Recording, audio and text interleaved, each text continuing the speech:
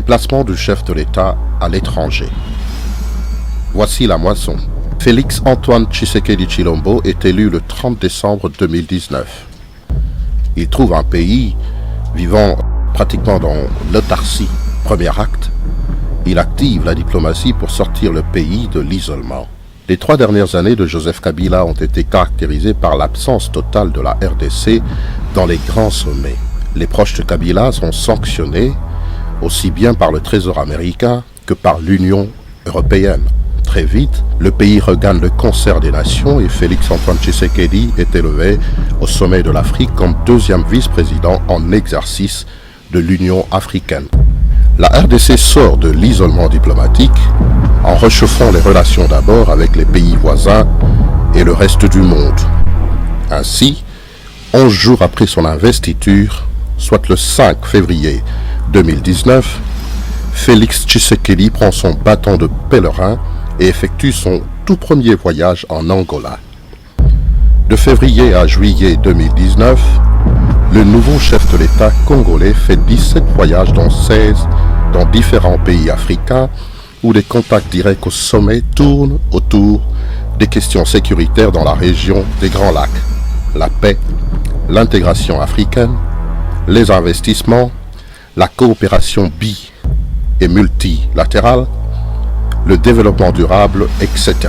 Entre autres conséquences de cette diplomatie proactive au niveau de la sous-région, Félix Tshisekedi et Yoweri Kaguta Museveni se donnent rendez-vous mercredi 16 juin 2021 à Mpondwe, ville ougandaise, frontalière avec la RDC, où les deux autorités posent la première pierre pour la construction de 3 axes routiers de grande importance pour le développement et le commerce frontalier. Fruit d'un partenariat public-privé, PPP en sigle, les travaux de construction de ces axes, Kasindi-Beni 85 km, Beni-Butembo 54 km et Bunagana-Goma 89 km sont exécutés par l'entreprise indienne Dot Service Limited et financés à hauteur de 60% par cette dernière, 20% par l'Ouganda et 20% par la République démocratique du Congo. Le coût total de ce projet majeur environne les 300 millions de dollars américains. Grâce à cette diplomatie des résultats menés par le président de la République Tshisekedi, la République de Kenya a envoyé au Nord Kivu ses troupes d'élite spécialisées dans la lutte contre le terrorisme pour appuyer les FARDC à combattre les terroristes ADF et l'État islamique qui sévissent dans les Kivu. Pour son 17e voyage et le premier en dehors du continent africain, le président Félix Antoine Tshisekedi Tshilombo atterrit le 2 avril 2019 en Virginie, aux États-Unis d'Amérique, sur invitation du gouvernement américain.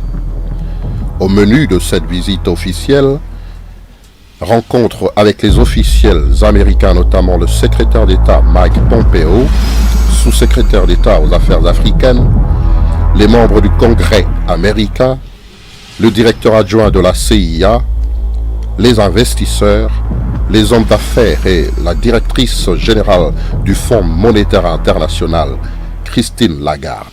Ce voyage, déclencheur d'une nouvelle ère entre les deux pays, Félix Tshisekedi Tshilombo, dans sa diplomatie agissante, a signé le 28 octobre 2020 un protocole d'accord sur la coopération militaire avec les USA après 31 ans de rupture de la dite coopération, reposant sur 4 piliers, à savoir la formation du personnel civil œuvrant dans l'armée, la formation dans le domaine du génie militaire, de la logistique et de l'accès à l'anglais. Les USA, en signant cet accord, ont aussi tenu compte des efforts de la République démocratique du Congo à poursuivre les officiers militaires soupçonnés des crimes notamment sexuels. Au plan économique, le réchauffement des relations entre la République démocratique du Congo et les USA ont eu pour conséquence la mise en branle du projet de construction de la centrale solaire de Mankao.